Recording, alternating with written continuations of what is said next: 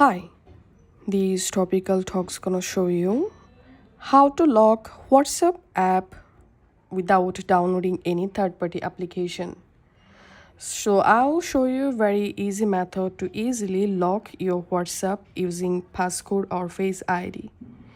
First of all, make sure to update your WhatsApp app and then launch the WhatsApp.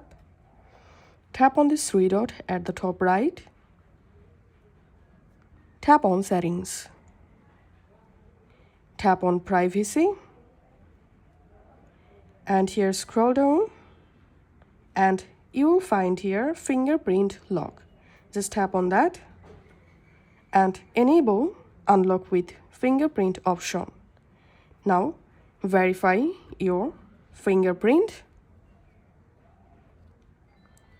Once it's successfully verified, automatically lock, select immediately, and you can if you want to show content notification like message, calls, chats notification, you can enable this option. Now all you have to need, close the WhatsApp from your background and relaunch WhatsApp app. And now to open WhatsApp, you have to verify your fingerprint. So this is how we can lock our WhatsApp app. If this video helped you out, please leave a like and leave a comment down below. Thank you for watching.